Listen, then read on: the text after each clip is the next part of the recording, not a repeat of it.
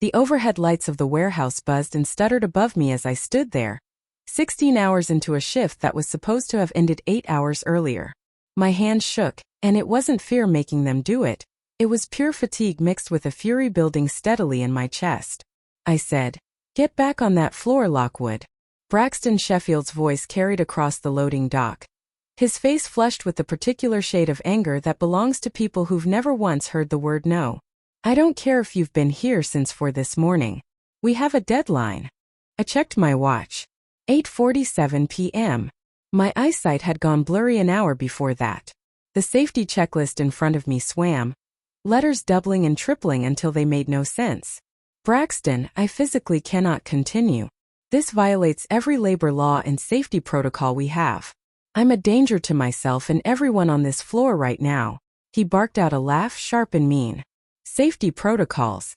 You think Zenith Logistics became an industry leader by crying about safety protocols? Turn in your badge. You're done. You're a waste of money, Lockwood. A complete waste." The badge weighed heavier than metal should as I pulled it off my belt. 16 straight hours I'd given this company, this project, this obsession with getting everything right. And this was the payoff. 7 days later, the very project Braxton had bullied me into sacrificing my health for fell apart completely. The whole shipment got scrapped. Millions in losses gone in an instant. And my name started circulating through the company again. Though not in the way Braxton had hoped. Stories like this one about getting wronged at work, refusing to bend, and watching karma finally catch up are exactly what this channel is built around. Welcome to the Payback Office channel, where we dig into toxic workplaces and the people who make it out the other side. If tales of workplace justice resonate with you, hitting subscribe helps grow this community. We're closing in on 7,000 subscribers, and every new one brings us closer. It costs nothing but a click, and it puts this content in front of people who need it. I'm Sabrina Lockwood. For 6 years I held the title of Senior Operations Coordinator at Zenith Logistics Northeastern Distribution Hub.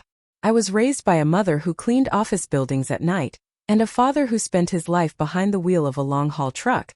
The kind of childhood that teaches you to respect every rung of the working ladder. That upbringing stuck with me. It molded how I managed people, how I led, and why I never learned to tolerate watching employees get squeezed for the sake of unreasonable targets. That same conviction would end up being both my biggest asset and the reason I lost my job. The problems began 3 months before that final blow-up, though at the time I didn't recognize them as warning signs. Zenith had just secured the Cardinal contract, a pharmaceutical distribution deal worth $42 million over 3 years. It was the kind of win that padded executive bonuses and lit a fire under middle management's ambitions. Our Northeastern hub got tapped as the main distribution site, which meant our building would be the testing ground for the rollout. That's when Braxton Sheffield showed up. He came in from the Atlanta location trailing a reputation ahead of him like storm clouds. People called him the efficiency executioner, though never to his face. Word was he'd slashed operating expenses by 30% in Atlanta, though nobody wanted to talk much about the staff turnover he left behind, or the 3 lawsuits corporate had quietly settled. I met Braxton for the first time on a Tuesday morning in late March. Our Northeastern facility was housed in a converted textile mill just outside Philadelphia. Exposed brick and old industrial framework fitted out with modern logistics tech. My office sat in a glass box overlooking the main floor, giving me a view of the controlled chaos below. Workers hauling packages, checking manifests, keeping the gears of commerce turning. Braxton walked into my office without so much as a knock, already mid-sentence. "Sabrina Lockwood, Braxton Sheffield. I'm taking over as operations director. First thing, I need you to explain to me why your cost per package metrics are 7% above the national Zenith average." No hello. No introduction beyond his name. Just an accusation dressed up as a question. I rose and offered my hand. He looked at it for a beat before dropping into one of the guest chairs, uninvited. "Our costs run slightly higher because we prioritize accuracy and safety," I said, letting my hand fall. "This region handles pharmaceutical distribution, medical equipment, and temperature-sensitive materials. An error here doesn't just mean a missed delivery. It can mean a hospital doesn't get critical medication." "Interesting excuse," he said, eyes on his tablet. What I hear is, we spend more money to do the same job everyone else does cheaper. That's not what I. Here's what's going to happen, Lockwood. He glanced up then, and his eyes held the flat, calculating look of a man running numbers rather than holding a conversation. The Cardinal account launches in 8 weeks. Corporate has made very clear that this implementation needs to be flawless and under budget. I'm cutting your operational costs by 20% before launch. I don't care how you do it. Fewer overtime hours, reduced safety inspections, cheaper materials. Just make it happen. 20%. Braxton, that's not realistic. We can't. Can't, his eyebrows rose. I don't recall asking if you could. I'm telling you that you will. Unless you'd prefer I find someone who can. The threat sat between us as blunt as a hammer blow. I'll review the numbers, I said, choosing my words with care. But I won't compromise safety protocols. That's non-negotiable. His smile stopped well short of his eyes. Everything's negotiable, Sabrina. You'll learn that. He left and I lowered myself back into my chair, already running through the impossible arithmetic he just handed me. 20%. 8 weeks. No safety compromises. Something had to give. I just didn't know yet that the something would be me. The following 2 weeks put Braxton's management style on full painful display. He scheduled meetings at 6:30 in the morning, before most shifts even began, and again at 6 p.m., which meant salaried staff were pulling 12-hour days without anyone calling it that. He rolled out a new streamlined reporting structure that eliminated 2 supervisor roles and dumped their duties onto whoever was left. He swapped our dependable local maintenance vendor for a cheaper national chain. One that charged less but took 3 times as long to answer a service call. Every single change got the same label, efficiency. But I'd spent enough years in logistics to know real efficiency from simple corner cutting. Genuine efficiency comes from smarter processes, solid training, and maintaining equipment before it fails. What Braxton was doing was stripping out anything that didn't generate an immediate, visible number. Like draining the oil from an engine because it's not the part that touches the road. The real fight started on a Thursday, for weeks before Cardinal was set to launch. I was going over the preliminary operations plan for the account when I spotted it. The proposed shift rotations. Braxton had built a flexible schedule that put warehouse staff on 10-hour minimum shifts, with voluntary extensions running up to 14 hours during busy stretches. Voluntary? Sure. I printed the document and marched straight to his office, the big corner office that used to belong to our previous director, Lillian Ashworth, who'd run the place for 12 years before an early retirement that came suspiciously soon after Braxton's arrival. These shift schedules violate our fatigue management policy, I said, setting the papers on his desk. We have mandatory rest periods specifically because warehouse work is physically demanding and dangerous when people are exhausted. He didn't look up from his monitor. The fatigue management policy is a guideline, not a rule. And I've already cleared these schedules with legal. Legal cleared 14-hour shifts for warehouse workers. Legal cleared voluntary extended shifts for workers who want to earn extra pay. If people choose to work longer, that's their decision. Braxton, you and I both know there's no such thing as truly voluntary when someone's worried about being seen as not a team player. People will destroy their health because they're afraid of being labeled weak. He finally raised his eyes to mine. Is there a question in all of this, Sabrina? Because I'm very busy. The question is whether you're genuinely willing to risk worker safety and facility compliance for the sake of your cost-cutting targets. The answer is that I'm willing to do what's necessary to meet the objectives corporate has given me. If you're not comfortable with that, I'm happy to discuss a transition plan for your role. And there it was, the threat again, the quiet suggestion that speaking up would cost me my job. I should have pushed back harder. I should have gone straight over his head that same day. I didn't. Instead, I told myself I'd keep a paper trail, document everything, and let the results speak for themselves eventually. That was my first mistake. Cardinal officially went live on May 15th. A clear Tuesday morning that opened with an all-hands meeting where Braxton delivered a speech about excellence, efficiency, and the Zenith way. He praised the team for their effort he'd made deliberately harder through his own policies, and unveiled a banner reading Cardinal Excellence, setting the standard. The irony practically had a taste. Week 1 went off without major issues, mostly because everyone was running on nerves and sheer willpower. By week 2 the cracks began to show. A forklift went down and needed 36 hours to fix instead of the usual 8. 2 employees called out with back injuries from the longer shifts. A shipment of temperature-sensitive medication sat on the dock for 3 hours because the person responsible for cold chain checks had been pulled onto something else. I caught that one myself during a walkthrough, nearly panicked, and rushed the shipment into proper storage. Then I filed an incident report and sent it up to Braxton and waited. His reply landed 20 minutes later by email. Incident noted. No product damage occurred. Moving forward, coordinate cold chain tasks more efficiently to prevent delays. He'd missed the point entirely, or more likely chosen to ignore it. The issue was never coordination. It was that we didn't have enough trained staff covering essential safety functions, because he'd eliminated the positions. I pulled together my remaining supervisors. Andrew Garrett, a 20-year Zenith veteran running receiving, and Holly Brennan, who oversaw outbound shipping.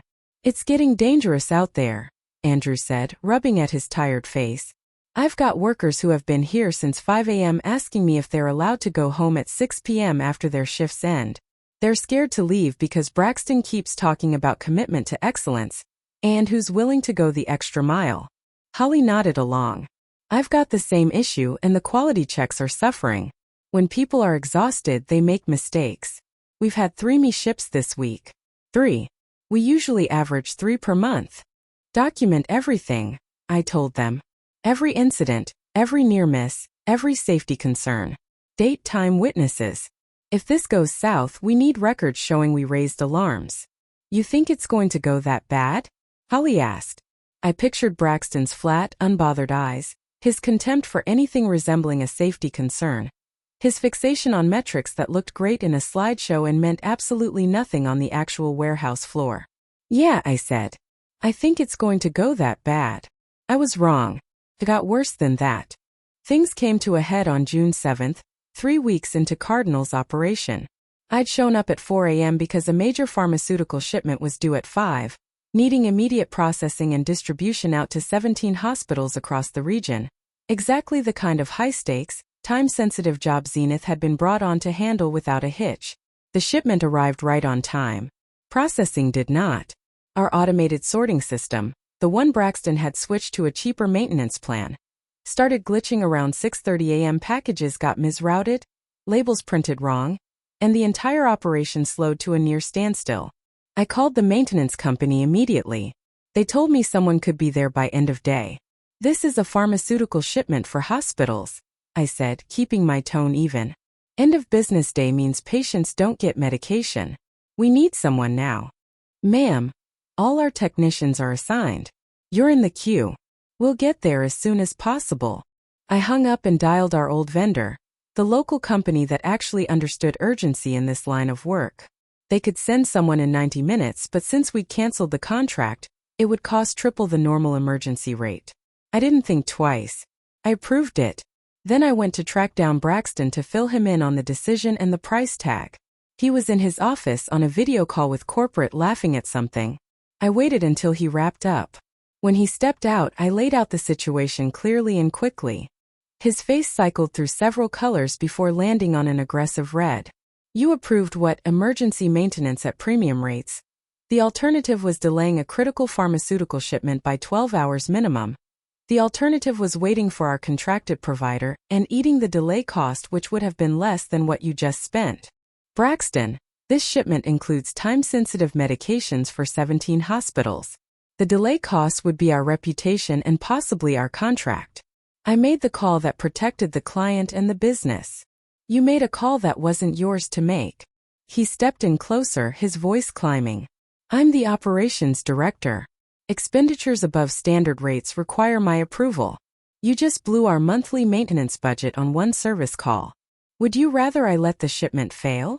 I'd rather you remember your place in the chain of command. Co-workers nearby had started stealing glances. Neither of us wanted to be putting on this kind of show.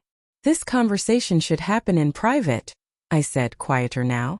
This conversation is over. You're officially on notice, Lockwood. One more unauthorized decision like that, and you're gone. He spun and walked off, leaving me there with my pulse pounding and my fists balled up. Andrew came up beside me. That was ugly. That was necessary, I told him. And I'd do it again. Our old vendor's technician showed up in 87 minutes and had the system back online within the hour. The pharmaceutical shipment shipped out with only a minor delay. I got a personal thank you email from Cardinal's account manager, praising the quick fix and the professionalism shown. I forwarded it straight to Braxton. He never replied. But whatever tension existed between us had gone from a simmer to a full boil, and everyone in the building could feel it. I knew, the way you can sense a storm building from the pressure in the air, that this was heading somewhere ugly. Everything finally snapped exactly 2 weeks later on June 21st. We were deep into a major shipment consolidation for Cardinal. Multiple inbound deliveries that had to be sorted, checked, and redistributed on a tight window. Complicated, sure, but doable with the right staffing and reasonable hours. Braxton had other plans. He'd scheduled a bare-bones crew for an operation that needed full staffing, apparently deciding we'd been overstaffed during high-efficiency operations. His words, not mine. I came in at 4 a.m. because I'd already seen the schedule and knew we were headed for disaster. I was right. By 8 we'd fallen behind. By noon, critically behind. By 4, when my shift should have wrapped up, we were in full crisis mode, with Braxton stalking the floor barking about picking up the pace and showing some commitment. I kept working. Everyone did. What other option was there? The shipment had to move. By 6, I'd been standing for 14 hours straight. My back throbbed. My vision started fraying at the edges. I'd taken breaks for water in the bathroom, but hadn't eaten anything since a granola bar at 3 a.m. By 8, 16 hours into the shift, I was going over safety checklists for the last outbound trucks and caught myself rereading the same sentence 4 times without absorbing a word of it. That's the moment I knew I had to stop. I tracked Braxton down on the loading dock, where he was yelling at a truck driver about departure times. "Braxton, I need to talk to you." He rounded on me. "Unless it's about getting these trucks out the door, I don't want to hear it. I've been here for 16 hours. I'm not safe to continue working. I need to clock out." His expression turned to pure disgust. "We have a deadline, Lockwood. Everyone else is pulling their weight. I need you on the floor. I physically cannot continue safely. This violates every labor law and safety protocol we have." Safety protocols. You think Zenith Logistics became an industry leader by crying about safety protocols? I think Zenith became successful by delivering reliably and safely. Right now, I'm a danger to myself and everyone on this floor. I'm done. His voice went cold and quiet in a way that scared me more than the yelling had.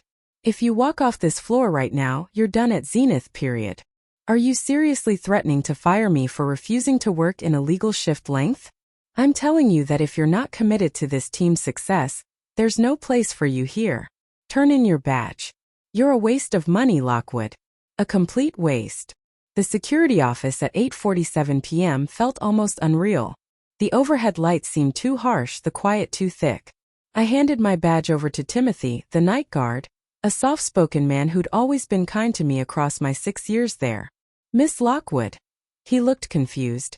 "What's going on?" "I've been terminated," I said, and the words felt more real coming out loud than they had during the actual fight. "Effective immediately." That doesn't seem right, should I call? "It's fine, Timothy, just take care of yourself, okay? Don't let them grind you down." I walked to my car through the dark, every part of me trembling from exhaustion, from rage, from the shock of suddenly having no job. 6 years I'd poured into Zenith. I'd built out systems, mentored people, kept a safety record that others in the region envied. And it all ended because I wouldn't wreck my health for a man who reduced success down to cost per package. I sat in the driver's seat for 10 minutes before I trusted myself to drive. Then I went home, went straight to bed, and slept for 12 hours. Waking up the next day, reality set in for real. I had no job. My health insurance would lapse in 30 days. I'd been fired outright, meaning I'd have to explain the whole mess in every future interview. But underneath all the panic sat something else. A clean, cold, sharply focused anger. Anger at the sheer injustice of it. At Braxton's casual cruelty. At an entire system that lets men like him grind people down and file it under efficiency. I spent that first day doing what I should have done weeks before. Gathering documentation. Every email flagging a safety issue. every incident report, every schedule that broke fatigue rules, the maintenance disaster, all the cost-cutting that had put operations at risk. Then I called a lawyer, Simone Hartley, an employment law specialist I found through a recommendation from my cousin, who worked in HR elsewhere.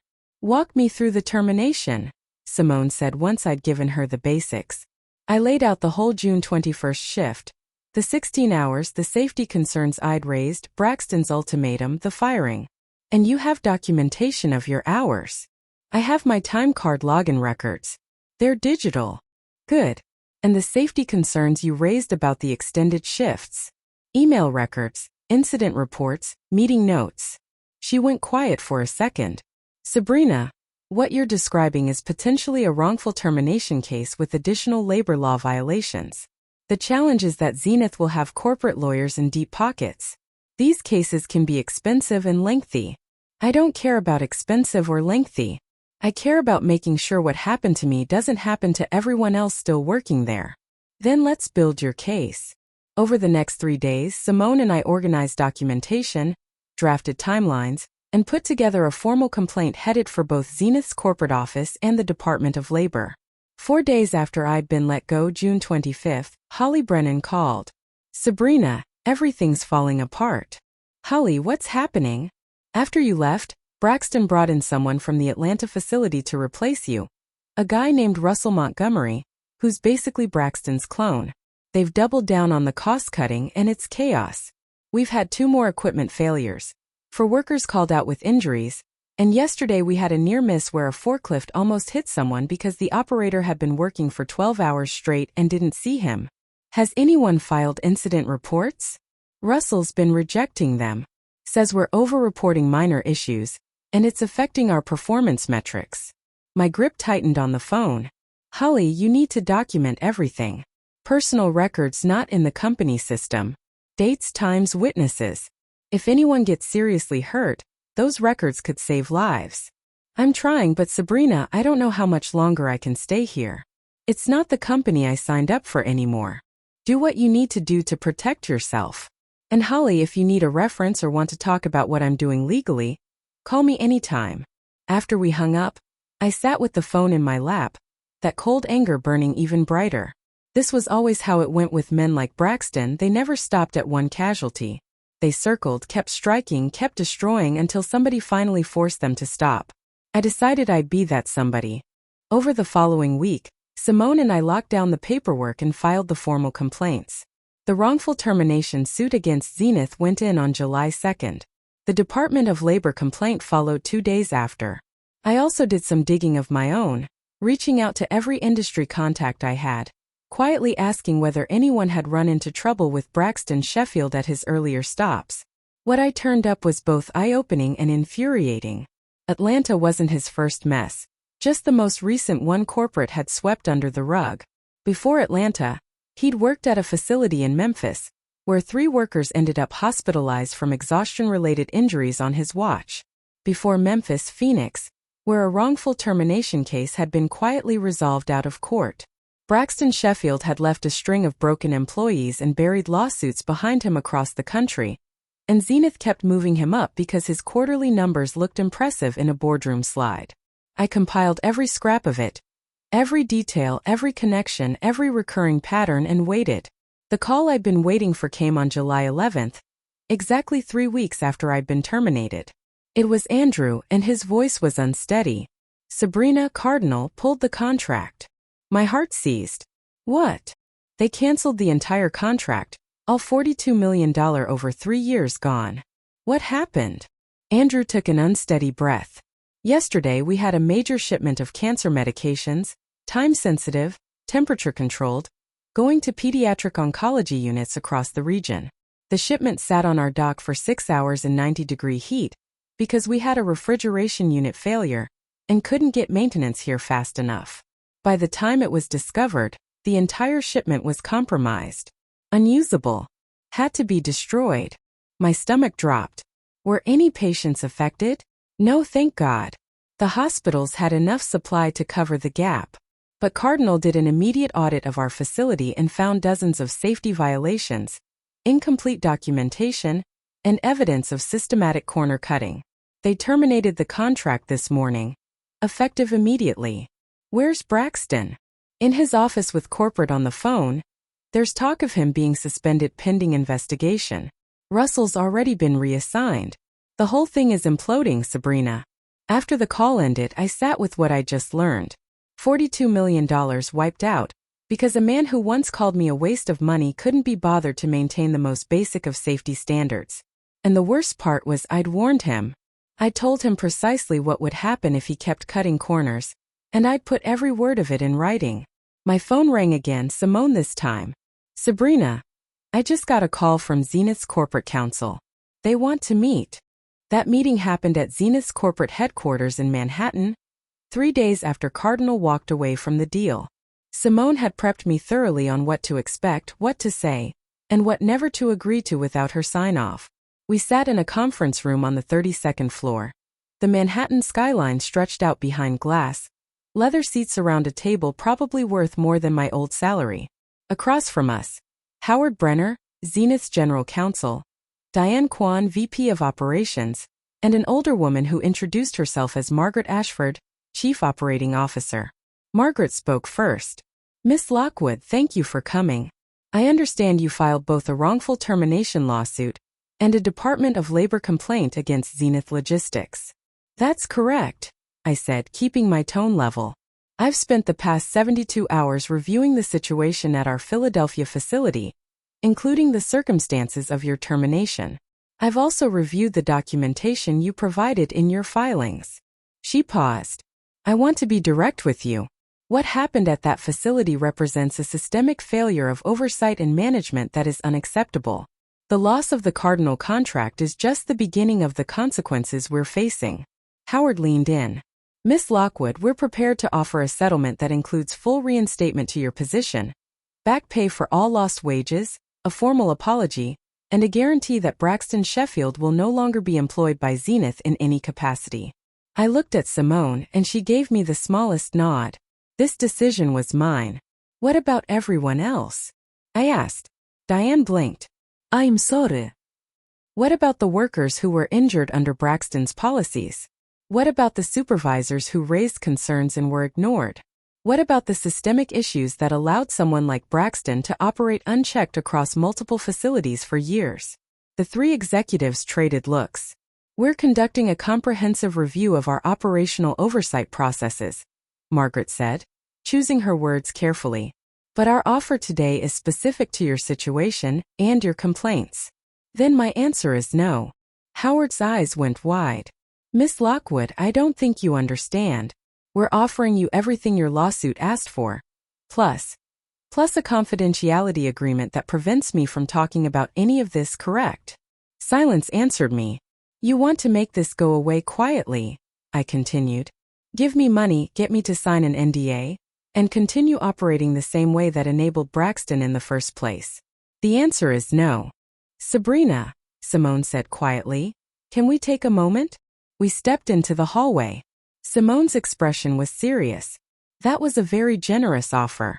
If we go to trial, there's no guarantee we win, and even if we do, it could take years. I know, but if I take that settlement, nothing changes. Braxton gets quietly fired, they promote another Braxton clone somewhere else, and workers keep getting hurt. I didn't file these complaints just for me. She studied me a moment longer. You're sure? I'm sure. We walked back in. I sat and looked straight at Margaret Ashford. Here's my counteroffer. Full reinstatement with back pay and a promotion to Regional Operations Director, the position overseeing Braxton. A company-wide audit of all facilities where Braxton worked, with remediation for any violations found. Compensation for workers who were injured or constructively discharged due to his policies. And a commitment to implementing industry-standard fatigue management and safety protocols across all Zenith facilities, with regular third-party audits. And in exchange, Margaret asked, I drop the lawsuit and work with your team to rebuild the Philadelphia facility and restore the Cardinal contract, if that's even possible at this point. But there's no NDA. I don't talk to the press about this, but I don't sign away my right to speak if asked directly. Howard looked ready to object. Diane seemed doubtful, but Margaret Ashford looked like she was. Actually considering it. Give us 24 hours, she said. Simone and I left the building. On the sidewalk, she turned to me. That was either brilliant or career suicide. We'll find out which tomorrow. The call came at 10 a.m. the following morning. Margaret Ashford herself, not one of her lawyers. Miss Lockwood, we accept your terms, all of them. When can you start? I returned to Zenith on July 20th, exactly a month to the day after I'd been fired. But I didn't go back to Philadelphia. I started at corporate headquarters, working directly under Margaret Ashford on a company-wide operational review. We audited all 4 sites Braxton had touched. What we uncovered was worse than anything I'd pictured. Systematic safety violations, unreported injuries, falsified paperwork, and a culture built on fear where metrics mattered more than people. We spent 3 months cleaning house. 12 managers lost their jobs. 47 workers received compensation for injuries or hostile conditions. Every facility went through mandatory retraining on safety and labor law compliance. The Cardinal contract stayed gone for good. That particular bridge had burned too completely to rebuild. But the changes we made drew interest from other prospective clients who'd been wary of Zenith's safety reputation. By October, we'd signed 2 new contracts that together outweighed Cardinal's value. Braxton Sheffield was let go on July 15th, 5 days before my return. Through industry contacts, I heard he'd tried landing another logistics role, but his reputation had finally outpaced him. The people he'd damaged over the years had started comparing notes, and word travels fast in a small industry. Last I heard, he'd moved into a completely different line of work. Good riddance. I came back to the Philadelphia facility in November as Regional Operations Director, now overseeing that site plus 3 others across the Northeastern Corridor. Holly Brennan moved up to Operations Director in Philadelphia, with Andrew Garrett as her second. On my first day back in the building, Timothy the guard smiled the moment he saw me. Welcome back, Miss Lockwood. Good to have you here. Good to be back, Timothy. I walked the floor of that same converted textile mill where I'd spent 6 years, building systems, forging relationships, losing battles I shouldn't have had to fight, and eventually reaching my breaking point and getting pushed out the door. Except I hadn't walked away. I'd been thrown out. And I'd fought my way back, not just for my own sake, but for every person who'd been worn down by a system that valued output over humanity. The warehouse hummed with activity, organized, careful, sustainable activity.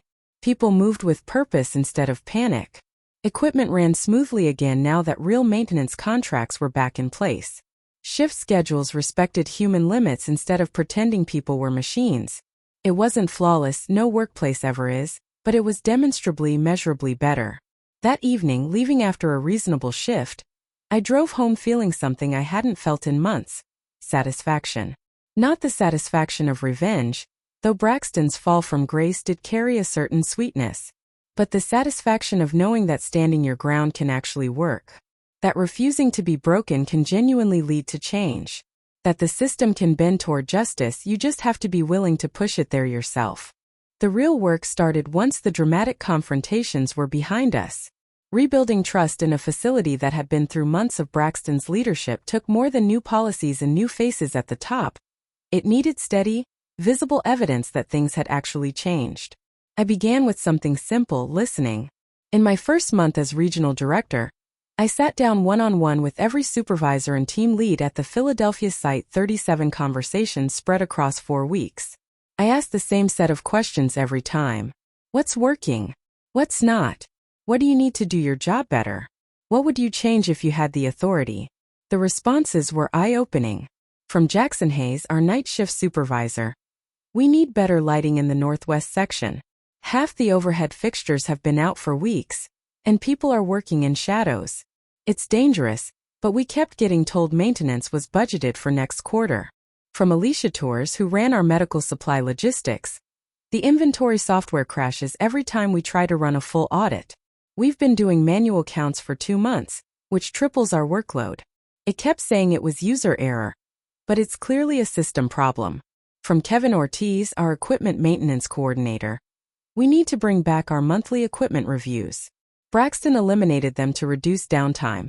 But now we're having 3 times as many emergency repairs because we're not catching problems early. Every conversation surfaced another quiet injury from Braxton's time in charge. Problems that seemed small on their own but added up to a workforce that felt frustrated and checked out. I got the Northwest lighting fixed within a week. I brought in a new IT vendor to rebuild the inventory system from scratch. I reinstated monthly equipment reviews and hired 2 more maintenance staff, so we could do preventive work instead of only emergency fixes. Small wins, sure. But in a workplace that had been convinced its concerns didn't count, small wins rebuilt trust faster than any grand gesture could have. The harder part was cultural. Braxton had built an environment where speaking up got you labeled as difficult or resistant to change. And that fear didn't vanish just because he was gone. I'd catch it in meetings, someone starting to raise an issue, then backing off with a never mind. I saw it in the way people would check with a supervisor before even asking a question out loud. I saw it in the suggestion box that had sat empty for years because employees had learned their ideas would be ignored, or worse, held against them. Changing that meant modeling the behavior I wanted to see. During my second week in a large staff meeting where I was walking through the new safety protocols, a warehouse associate named Thomas Riley raised his hand. Yes, Thomas. He hesitated, glancing at the people near him. I have a question about the new cold chain procedures, but it might be a stupid question. There are no stupid questions about safety, Thomas. What's your concern? The procedure says we're supposed to do temperature checks every 2 hours for refrigerated storage. But what if we're in the middle of a major loading operation? Do we stop everything to do the check or do we wait until there's a break in the work? It was, in fact, a genuinely good question, exactly the kind of real-world wrinkle that policies drafted in an office sometimes miss. That's not a stupid question at all. That's exactly the kind of practical implementation issue we need to address. I turned to Holly. Let's add a clarification to the procedure. Temperature checks take priority over loading operations. If a check is due during active loading, the checker has authority to pause operations for the 5 minutes needed to complete the check properly, and will schedule shifts to ensure there's always coverage, so one person doing checks doesn't create a bottleneck. Thomas looked genuinely stunned that his question had been taken seriously enough to actually change a policy. But the real effect wasn't on Thomas. It was on everyone else in that room, watching a concern turn into a fix instead of a punishment. 3 days later, the suggestion box had 12 entries in it. By month's end, we were averaging 20 to 30 a week. Some brilliant, some unworkable, all of them a sign of a workforce re-engaging with its own workplace. Financial recovery took longer to come. Losing Cardinal had cost us more than revenue. It cost us prestige and the door it had opened to future pharmaceutical work. Margaret Ashford didn't sugarcoat it. Philadelphia had to prove it could run safely and reliably, or operations would get folded into other locations. I had 6 months to fix our performance numbers while rolling out new safety measures that would, at least short-term, slow things down and raise costs. It was the same brutal math Braxton had been handed, except this time I had leadership that actually understood the difference between efficiency and cutting corners. When I brought my plan to Margaret, I laid out the timeline and the costs honestly. We're going to see a temporary dip in productivity, probably 8 to 10%, for the first 2 months while we retrain staff and implement proper procedures. Equipment costs will increase by 15% because we're restoring preventive maintenance instead of running everything until it breaks. Our cost per package will rise by about 12% in the short term. I braced for pushback. Instead, she asked, and after those first 2 months? After 2 months, productivity should return to previous levels but sustainable. After 4 months, we should start seeing improvements because we'll have less downtime from equipment failures and fewer injuries causing staffing shortages. After 6 months, I project we'll exceed previous productivity by 10 to 15% with better safety metrics and higher worker retention. And if you're wrong? If I'm wrong, you fire me. But this time with actual cause instead of retaliation for following safety law. Margaret's mouth twitched at the corner. Fair enough, approved, show me results. The results took work and month 1 was rough. Productivity dropped 11%. We suffered 2 major equipment failures despite the added maintenance. 3 employees quit. They'd already lined up other jobs during the Braxton chaos and had no patience left to wait things out. I spent half my time down on the floor, working shoulder to shoulder with staff, proving that leadership wasn't just issuing orders from behind glass. The other half went to fielding corporate's questions, justifying every call and explaining why short-term pain would pay off later. Month 2 brought the first real signs of progress. Productivity was down just 4%. Equipment failures fell by 60% thanks to preventive maintenance catching problems before they escalated. We hired 8 new employees, and this time people were actually applying because word had gotten around that Zenith Philadelphia was under different management now. Month 3 we matched our old productivity numbers. Month 4 we surpassed them. By month 6, Philadelphia had the best safety record in the entire Zenith network, the highest worker retention, and productivity running 18% above what it had been pre-Braxton. We also picked up a new contract, smaller than Cardinal, but with a regional medical equipment distributor who chose us specifically because of our improved safety reputation. In the meeting where Margaret reviewed our 6-month results, she looked at me across the table and said something I still think about. You proved that doing things right and doing them profitably aren't mutually exclusive. That shouldn't be a revolutionary concept, but in this industry it apparently is. Well done. Stories like mine play out in workplaces across the country every day. People pushed past reasonable limits, managers who define success by numbers that ignore the human toll, systems built to reward short-term wins over anything sustainable. But sometimes someone pushes back. Sometimes standing your ground actually leads to real change. If that message resonates with you, subscribing helps get these stories in front of more people who need to hear them. Every subscriber pushing us closer to 7,000 represents someone who believes workplaces can, and should, do better. 3 years out from my firing and reinstatement, I'm still with Zenith. The Philadelphia facility now serves as a training model for new managers company-wide. The policies we put in place have spread across the entire organization, and worker retention across all Zenith sites is up 23%. Braxton Sheffield never worked in logistics again. It's a small enough industry that word travels fast about people who leave wreckage behind them. I still think back to that night sometimes, standing on the loading dock after 16 hours, running on empty, being called a waste of money by a man who measured a person's worth in productivity metrics. He wasn't entirely wrong. To someone like him, I was a waste of money that could have been squeezed out of exhausted workers, ignored safety rules, and equipment run into the ground. But to a company that actually valued sustainability over a quarterly report, one that understood workers weren't disposable and that safety and output could coexist, I was an investment that paid off. The difference was never me. It was leadership willing to look past the next earnings call. That's the real story here.